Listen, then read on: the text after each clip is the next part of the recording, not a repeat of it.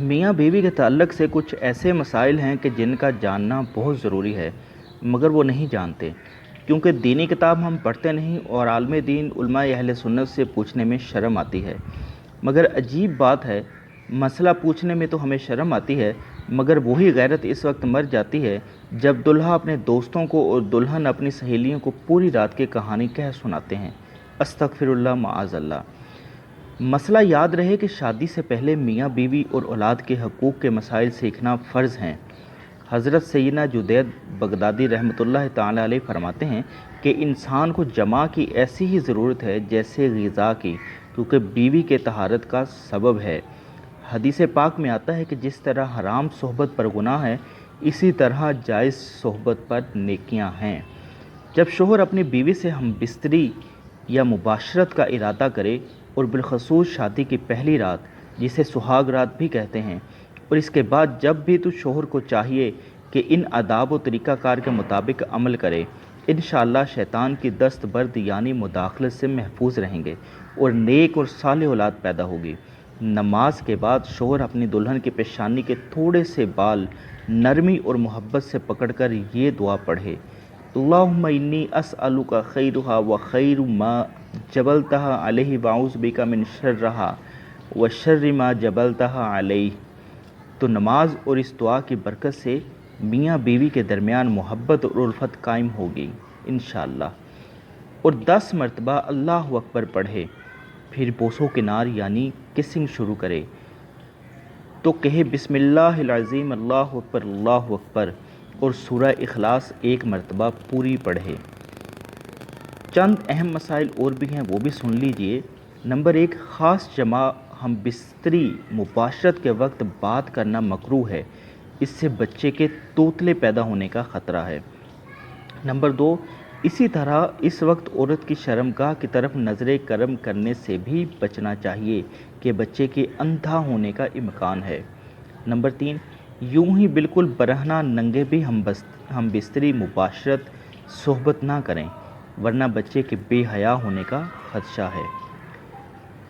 ایک اہم ٹپ یہ ہے کہ کمرے میں 0 پاور کے بلب کا اہتمام ضرور کریں، اور اگر کپڑے بالکل اتار کر ہم بستری کرنا ہے تو ایک بڑی چادر دوران ہم بستری اپنے اوپر اوڑھ لیں تاکہ پردہ پوشی ہو سکے۔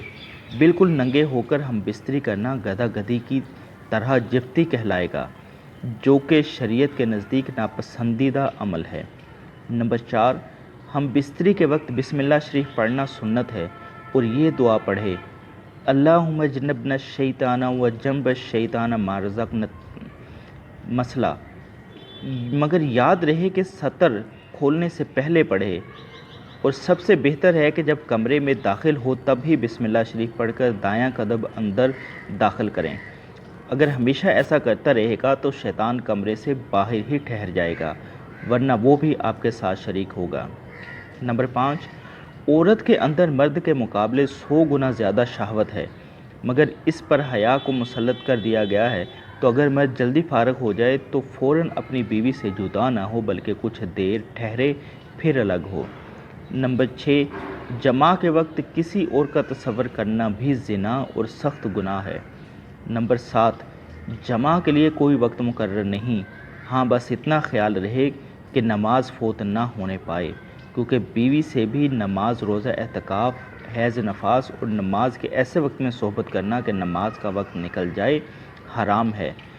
نمبر 8، مرد کا اپنی عورت کی چھاتی کو منہ لگانا جائز ہے، مگر اس طرح کہ دودھ حلق سے نیچے نہ اترے، یہ حرام ہے۔ لیکن ایسا ہو بھی گیا تو توبہ کرے، مگر اس سے نکاح پر کوئی فرق نہیں آتا۔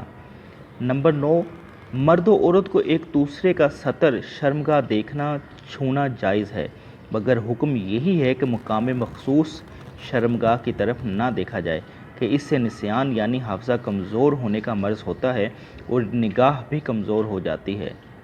نمبر 10، ہم بستری مباشرت سے فراغت کے بعد مرد و عورت کو الگ الگ کپڑے سے اپنا سطر صاف کرنا چاہیے، کیونکہ دونوں کا ایک ہی کپڑا استعمال کرنا نفرت اور جدائی کا سبب بنتا ہے۔ آج کل کے جدید دور میں ٹیشو کا استعمال نہایت آسان و مفید ہے، گھر میں ایک پیکٹ ٹیشو کا ضرور رکھیں۔ نمبر 11، ہم بستری سے احتلام انزال یعنی منی خارج ہونے کے بعد یا دوسری مرتبہ صحبت کرنا چاہتا ہے تب بھی سطر شرمگاہیں لازمی دھو لیں، کچھ وقفہ دے کر، اور یہ بہتر ہے کہ وضو کر لیں ورنہ ہونے والے بچے کو بیماری کا خطرہ ہے۔ نمبر 12، جماع کے بعد لڑکے کی پیدائش کا ارادہ ہے تو عورت کو فوراً دائیں پہلو کروٹ لینے کا حکم دیں کہ اگر نطفہ قرار پا گیا تو انشاءاللہ لڑکا ہی ہوگا، اور اگر لڑکی کی پیدائش کا ارادہ ہے تو عورت کو بائیں پہلو کروٹ کا کہیں اور عورت فوراً بائیں کروٹ لے لے اور کچھ دیر بعد لیٹی رہے تو انشاءاللہ لڑکی پیدا ہوگی، اور اگر اولاد کے حصول کا ارادہ نہیں ہے تو مباشرت میں انزال کے فوراً بعد عورت سیدھی کھڑی ہو جائے۔ جماع مباشرت ہم بستری کے کچھ دیر بعد، مثلاً کم از کم آدھا گھنٹہ بعد غسل کر لیں، اس میں صحت و تندرستی بھی ہے اور مرتے وقت حضرت سیدنا جبرائیل علیہ السلام کی زیارت بھی ہوگی۔ نمبر 14، جماع کے فوراً بعد پانی پینا صحت کے لیے مفید نہیں، لہٰذا کچھ وقفے کے بعد پانی پی سکتے ہیں۔ 15، طبیب کہتے ہیں کہ ہفتے میں 2 بار سے زیادہ صحبت کرنا ہلاکت کا باعث ہے۔ شیر کے بارے میں آتا ہے کہ وہ اپنی مادہ سے سال میں 1 مرتبہ ہی جمع کرتا ہے، اور اس کے بعد اس پر اتنی کمزوری لاحق ہو جاتی ہے کہ اگلے 48 گھنٹے تک وہ چلنے پھرنے کے قابل بھی نہیں رہتا، اور 48 گھنٹوں کے بعد جب وہ اٹھتا ہے تب بھی لڑکھڑاتا ہے۔ نمبر 16، عورت سے حیض کی حالت میں صحبت کرنا جائز نہیں ہے، اگرچہ شادی کی پہلی رات ہی کیوں نہ ہو، اور اگر اس کو جائز جانے جب تو کافر ہو جائے گا، یوں ہی اس کے پیچھے کے مقام سے صحبت کرنا بھی سخت حرام ہے۔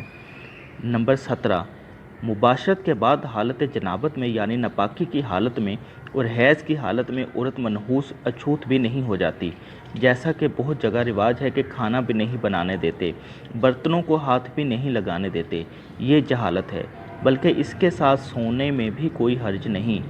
ہاں، عورت کا حالت حیض میں اگر شہوت کا خطرہ ہو تو الگ سوئے۔ نمبر 18، قیامت کے دن سب سے بدتر مرد و عورت وہ ہوں گے جو اپنی راز یعنی پردے کی باتیں اپنے دوستوں کو سناتے ہیں۔ نمبر 19، عورت سے جدا رہنے کی مدت 4 مہینہ ہے، اس سے زیادہ دور رہنا منع ہے۔ نمبر 20، جو بچہ سمجھدار ہو اس کے سامنے صحبت کرنا مکروہ ہے۔ امید کرتا ہوں کہ آپ کو یہ ویڈیو ضرور پسند آئی ہوگی اور آپ اس کو اپنے دوستوں کے ساتھ بھی ضرور شیئر کریں گے۔ اللہ پاک میرا اور آپ سب کا حامی و ناصر ہو۔ اللہ حافظ۔